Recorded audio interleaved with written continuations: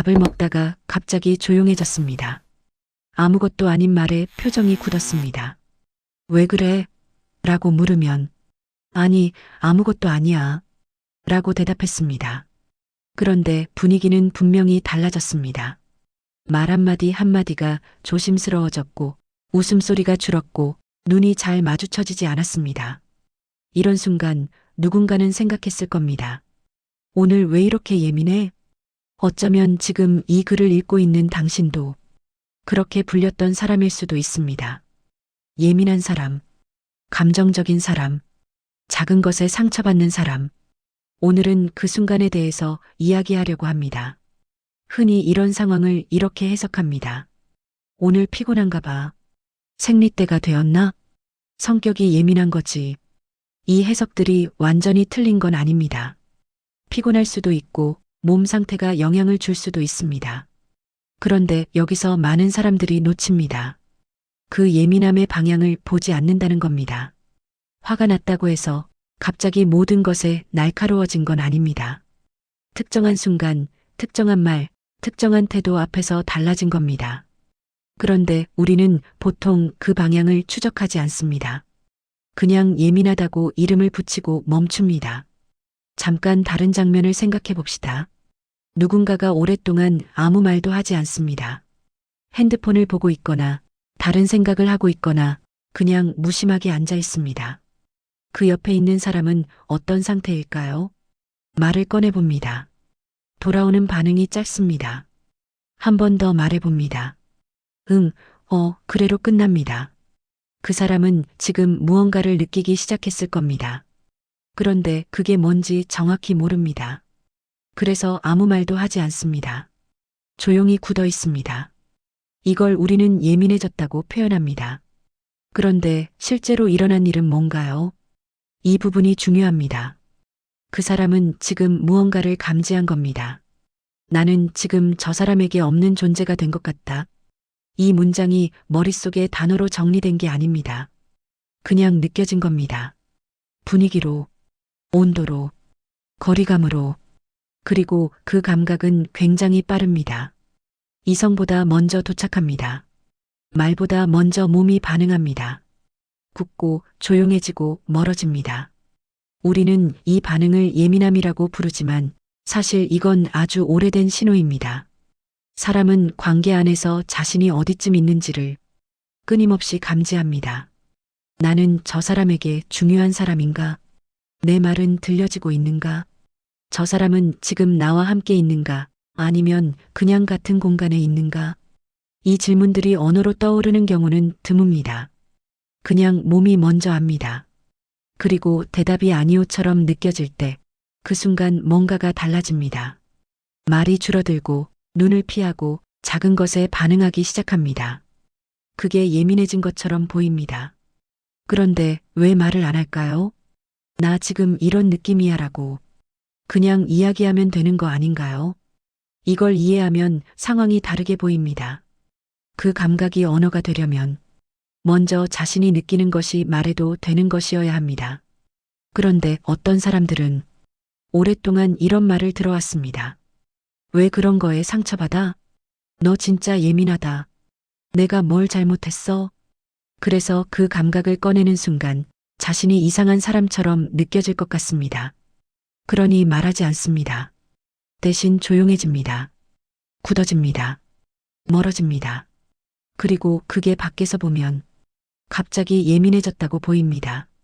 여기서 한 가지를 짚고 싶습니다. 이 반응이 꼭 상대방의 잘못 때문에 생기는 건 아닙니다. 상대는 진짜로 그냥 피곤했을 수도 있습니다. 핸드폰을 보고 있었지만 딱히 무시하려는 의도는 없었을 수도 있습니다. 그런데 중요한 건 의도가 없었다고 해서 감각이 생기지 않는 건 아니라는 겁니다. 이 둘은 다른 레이어에 있습니다. 나는 그런 의도가 없었어와 나는 그걸 느꼈어는 동시에 다 사실일 수 있습니다. 그런데 우리는 보통 이 둘을 같은 자리에 놓고 다툽니다. 많은 사람들이 놓치는 지점이 바로 여기입니다. 왜 그런 거에 상처받아? 라는 말은 사실 이런 뜻입니다. 나는 상처를 줄 의도가 없었어. 그런데 듣는 사람에게는 이렇게 들립니다. 내가 느낀 건 잘못된 거야. 그리고 그 말을 들은 사람은 더 조용해집니다. 다음번엔 더 일찍 굳습니다. 더 작은 신호에도 몸이 먼저 반응합니다. 이게 쌓이면 그 사람은 점점 예민한 사람이 됩니다. 아니, 더 정확히 말하면 자신의 감각을 믿지 못하는 사람이 됩니다. 느껴지는 게 있는데 그게 맞는지 확신이 없는 상태.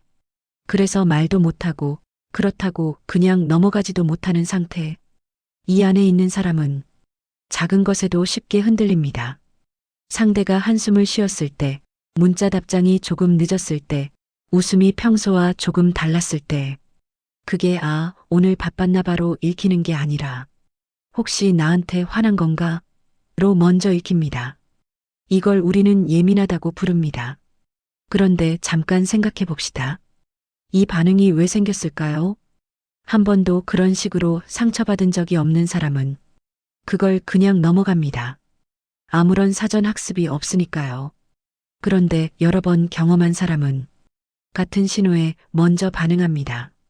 또 이렇게 되는 건가라는 감각이 이성보다 먼저 도착합니다. 이건 약한 게 아닙니다. 이건 그 사람이 그만큼 많은 것을 겪어왔다는 흔적입니다.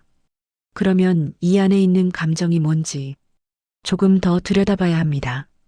조용해지는 순간, 굳어지는 순간, 작은 것에 반응하는 순간, 그 안에 있는 건 단순한 화가 아닙니다.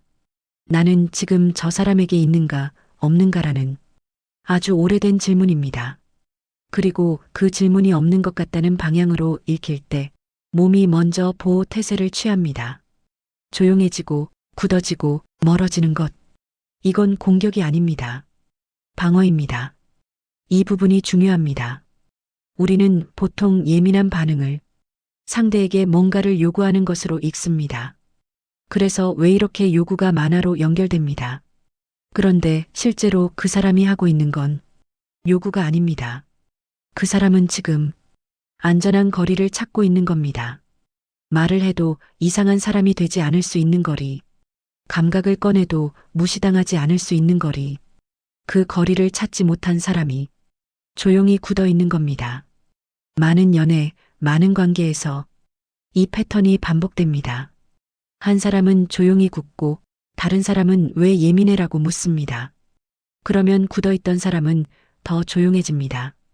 그 말 자체가 또 하나의 신호가 되니까요.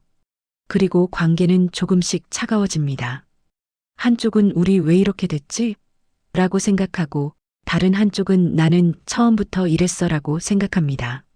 그러면 어떻게 해야 할까요?